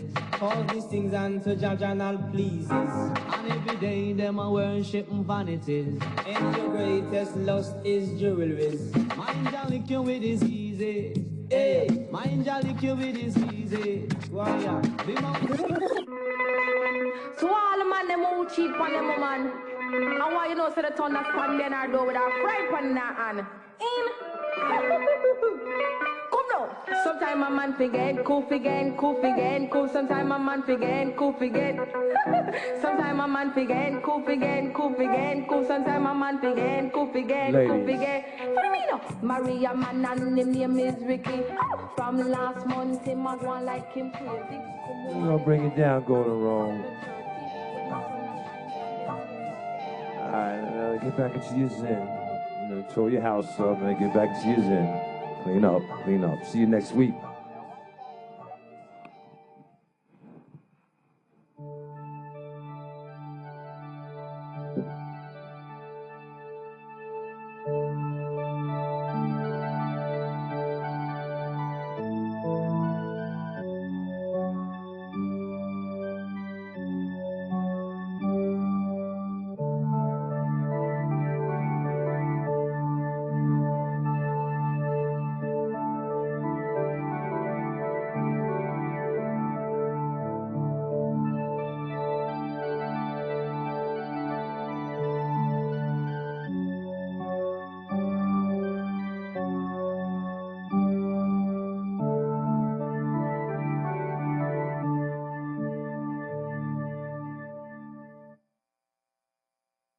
Thank you so much, Gabrielle Lawson. That was our little science and tech segue there.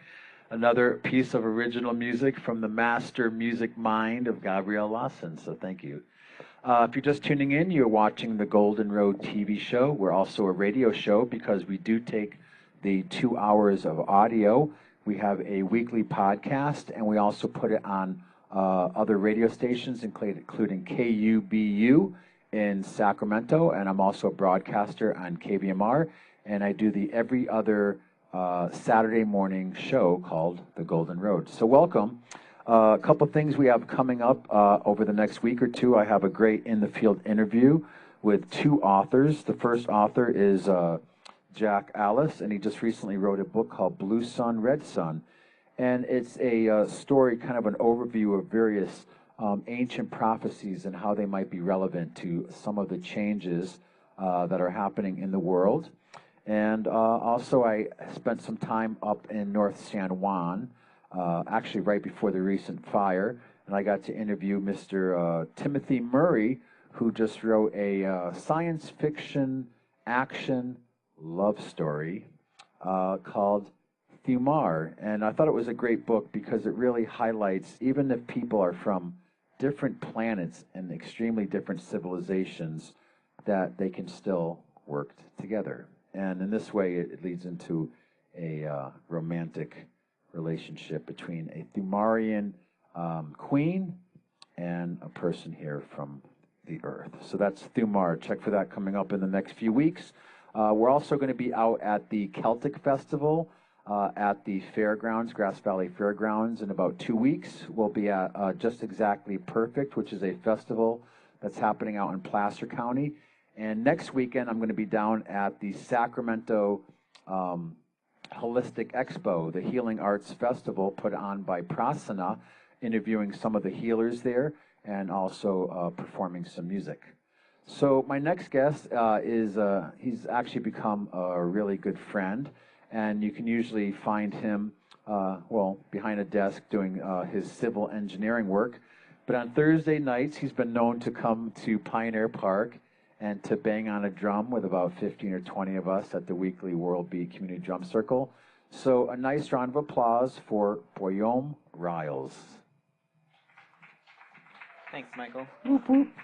And I know there's so much we could talk about, but I think one of the things that really struck me is we actually, after the drum circle, we got to know each other. We started to talk about this idea again of community building, sustainability, permaculture, and resiliency. So for people who maybe are completely unaware of what resiliency means, especially being a civil engineer, what does it mean and how is that pertinent and applied to our community? Sure. Resiliency is like another kind of buzzword like sustainability that's I'm hearing a lot more in my field of work, and I've seen it other places as well. People talk about it more and more. A lot of it, I think, is because of climate change. People are concerned that there's going to be big changes coming, and they want to be prepared. What can we do? And cities and governments are realizing they need to do more than they have been. And it's something that, you know, we call it resiliency, and we say there's this thing called resiliency that we're doing, but really it's just preparing for the future. And in similar ways, like what we've seen with sustainability, it's more just we need to start looking even farther ahead, planning ahead, doing things before it gets to the point of disaster. So part of it one more thing I would say about that is a really basic way to break it down is resiliency is a way to prepare a community so that in the event of some kind of disaster, they can recover more quickly or deal with that disaster more easily. So there's the aspect of kind of first responder emergency preparedness. And I know actually DJ Power and some of his people today actually had a meeting about, you know, what are they going to do in their community, the hip hop medicine community, to make sure that, you know, between the children and all of them, what can they do to be more prepared for potential changes? I mean, not only hurricanes and things that happen, but just what we saw happen in Mexico alone with the I think it was an 8.1 earthquake and how many people were affected, or even just the reality of, you know, what happens if the electricity goes out. I know we've had a lot of solar flares lately also. So all of these things, what are some other aspects besides the emergency preparedness that come into this concept of resiliency? Right. So for me, you know, as a civil engineer and what I deal with, a lot of it has to do with our built infrastructure. So that's typical things you might think of as built infrastructure, like bridges or roads or even water systems or wastewater systems.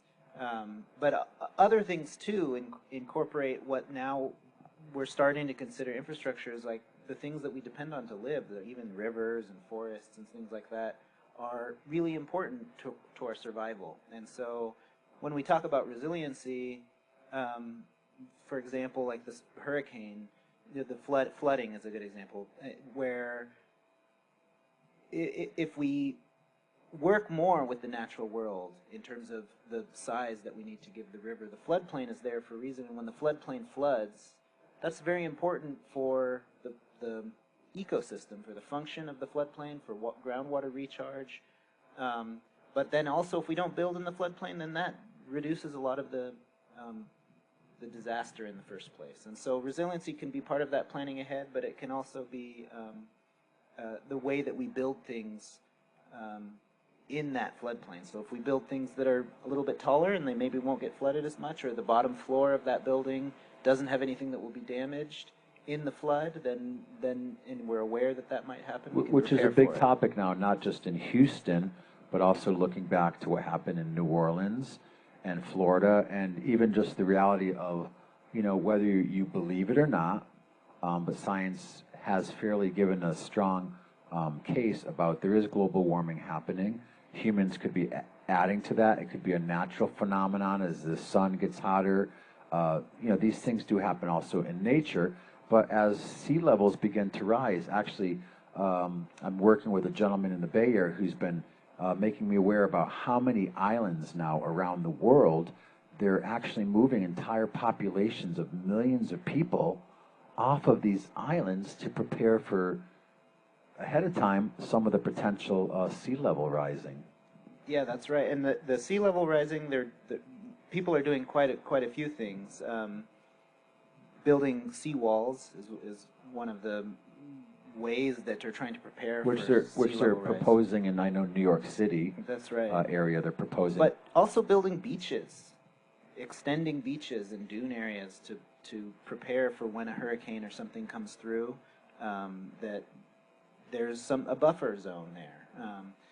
One of the changes that I'm seeing in my field is that engineers are becoming more aware that they have to work with the natural world. When we have stormwater runoff from our streets or our houses or something, it needs to go into some kind of natural swale where the water's cleaned and sinks back into the ground instead of just going straight into a storm drain and straight out to the river. And working with nature in that way, we can have more resilient cities, and that's what people are finding.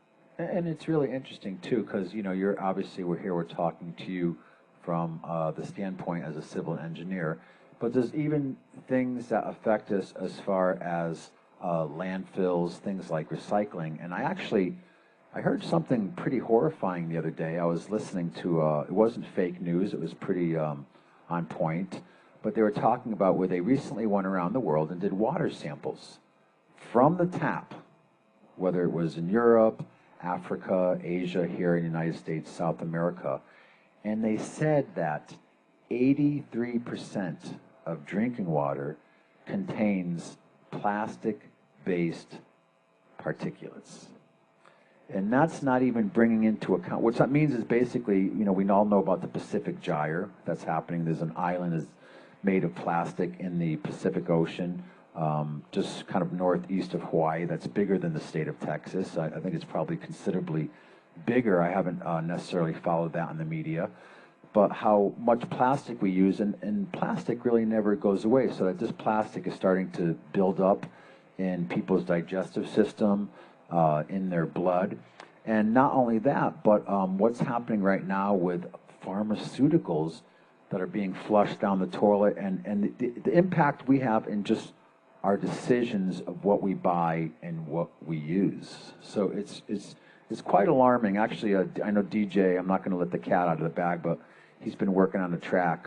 It's kind of like Red Alert on Planet Earth. It's a call to action. It's a wake-up call that we're going to be using, of course, the medium of hip-hop music to help get a message out to people that it's really time to, get up and to whatever it is, like Renette said, whether it's growing potatoes or doing Chinese medicine or doing independent media, it's really time to find your passion to do that and to become part of a networked community.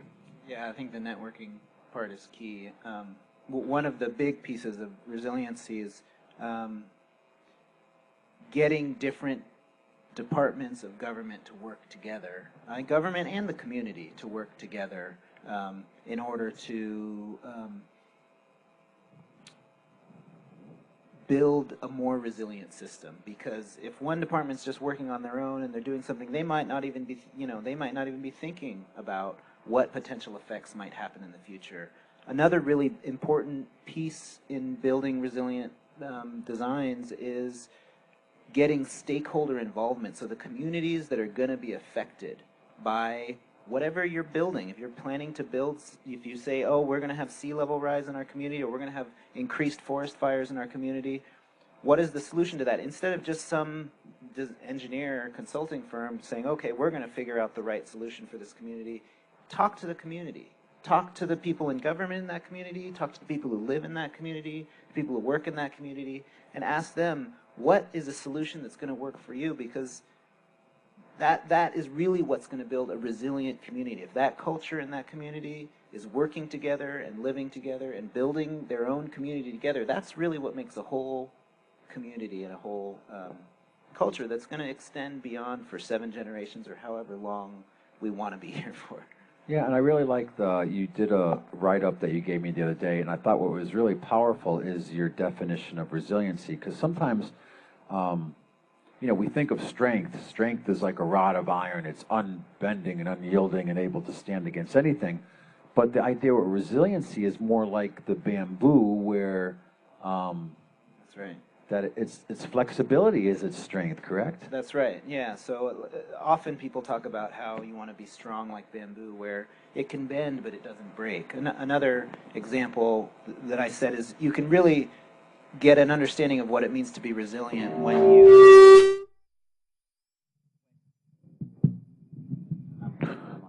It's technical. Go ahead. I think my mic is off. When you talk about a leaf, if I had a fresh green leaf and I crushed it in my hand and I opened my hand, the leaf would still be there. If I had a dry, brittle leaf and I crushed it in my hand and I opened my hand, the leaf will be gone. It will be destroyed. And you can see the green leaf is resilient and the brittle leaf is not. So that's another way of speaking about resilience. Yeah, that's a really great analogy. So I'd love to have you back, and I know that, again, we're kind of all co-conspiring to help do some community think tanks, and hopefully in the very near future, I'm going to be working in support with another gentleman who works with Resilient Community Academy, and he's planning a very large tour that we're completely in support of, so I want to just acknowledge Lou Casabianca.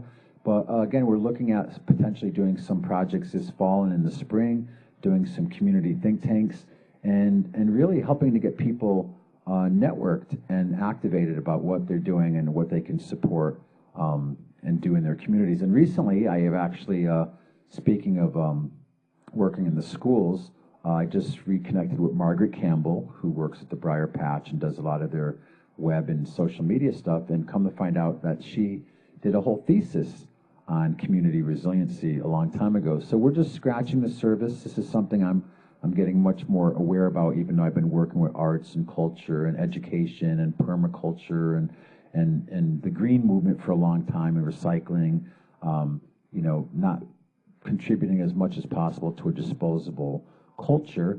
So we're really excited that we're going to be able to sink our teeth into this subject matter more, and we'd love to have you back. Great, I look forward to it. And any words of wisdom to leave our audience with, maybe something they can do, or just a simple you know, tidbit of information to help them think about this and maybe a way they can apply it in their own life? Sure. Well, one other piece that's really critical for building resiliency, and I think building a stronger culture also, is investing in real science. And when I say science, I mean, you know, hard science, biology and physics, but also in research, you know, not just deciding to believe something because that's the right thing or it feels good or it sounds good, but really find out. Ask someone else, what did they see? How did it look to them? You know, did somebody study this at some point? You know, do we have answers about how we might think this will turn out? I think that's really key and really important when we make these decisions for long-term thinking. You know, we've lost this idea of depending on the elders who've known and who've seen it. And it's really important to base our decisions on experience and facts. So that's something I'd like to express to people. What do you think, you guys? Yeah. Well, he's here. Find him Thursday nights banging on the drums in Pioneer Park, and the rest of the time I know he's busy at work doing his civil engineering work. So we have about 8 or 10 minutes left of the show. We're going to turn it over now. We're going to get back to some live music. And again, Chinese medicine by day, musician by evening. Another round of applause. Live in studio here, on stage at the off-center stage. Nice round of applause for Justin Burkett.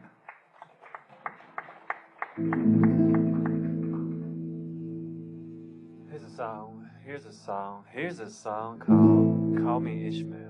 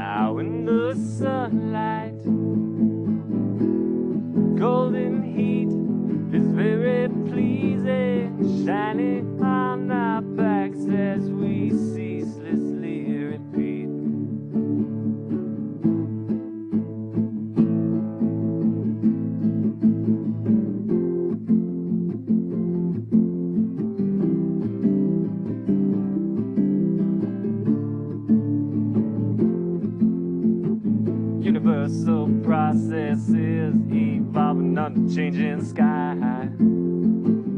where everything that's ever been born will die. In this life a chance for something great, and Avatar who's learned from past mistakes, who has learned how to feel, who has learned to be real, with a heart that feels a pumping of a love born to heal. Alive we cry out tears from our eye, and we end with a sigh. Oh, we end with a sigh.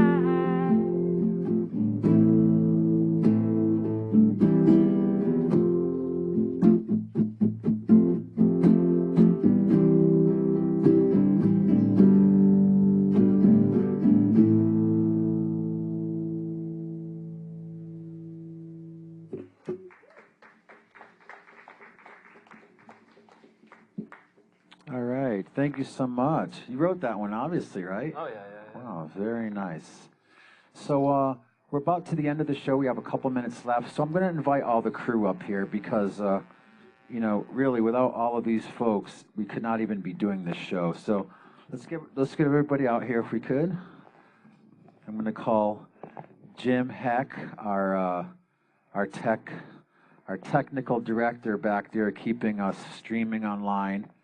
I know he did this, but we're going to call him out anyways, because he also does a lot of support work for KVMR. And I want to get Claudio down here. So just to finish with, I want to give everybody a voice here on the show. Come on up, you guys. So again, thank you for watching Golden Road TV show. Again, we are an app and podcast. Stephanie Ryan, come on up. Let's get everybody up here. And I'm just going to give anybody want to just say hello, goodbye, or share any words of wisdom. Well, you know what? Thanks, Michael, for letting me talk about Through the Lens. And I just wanted to add that it's a major fundraiser for Nevada County Television, where we were hosting the Golden Road Show for a long time. It was broadcasting live out of our studios. And I also want to thank my partner in crime, who is co-organizing the event with me. That's Jim Heck. And we're just excited about it. October 1st, come down to the Del Oro. You can buy tickets online at throughthelens.groundpapertickets.com. And that's Through the Lens, spelled incorrectly. I'm a teacher, and I don't like it, but it's THRU, Through the Lens. That's my little plug. Yeah. It's been an interesting year, man. Yeah, 1 year old on the show. A lot going on. I'm 1 year old here. You know, a lot going on. Big up to all my staff at Connected Communities Academy, where my DJ school is, my anger management DJ classes is at. And my management, Dove Most, was the best manager. My partner here, Mikey, we got a lot of just projects that we're doing. The girls here that always keep us going with the songs and all that. Poetry, the staff we have now, especially now, you know, cameras. I mean, everybody, like, so, words of wisdom, really, just keep motivated, man. Simple. That's it. Stay motivated.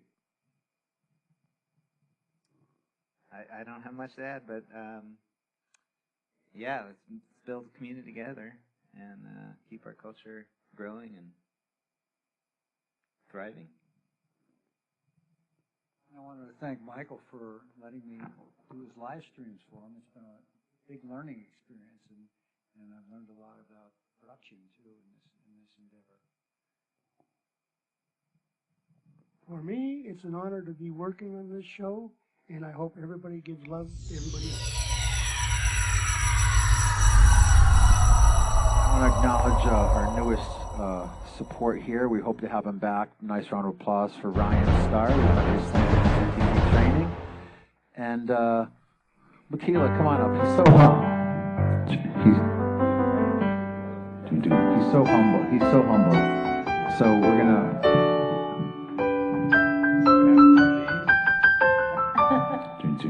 Yeah, we're gonna just have a word. Makila helps to bring all the audio. Follow the golden road. Follow the golden road. Follow the golden road. And we really thank you for your support. And here is Makila. We're We're off to see the Golden Road TV show. You'll find it is a whiz of a show, if ever a show there was. It's arts and culture and history, environment, health, technology, and peace and justice, science, just because of the meaningful things it does.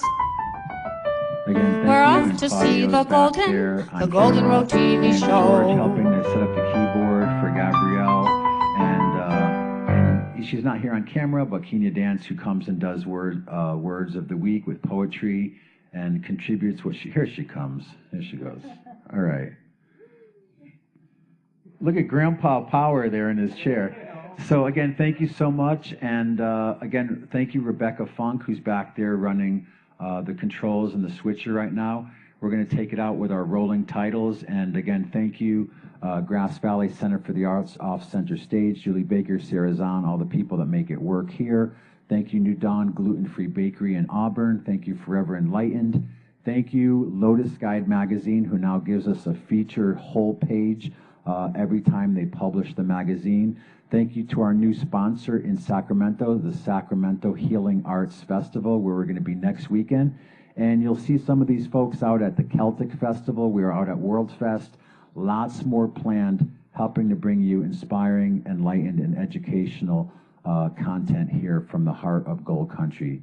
So thank you so much, and we'll see all of you soon. Don't forget, broadcasting Siskiyou County, Shasta County, Butte County, Nevada County, Truckee, Tahoe, Placer, Amador, Calaveras, and Sacramento County, and soon to be even more. So thank you so much, Rebecca, for making it all work right now, and let's roll to the closing credits. Thank you. Have a great week, and we'll see everybody next Sunday here on the Golden Road.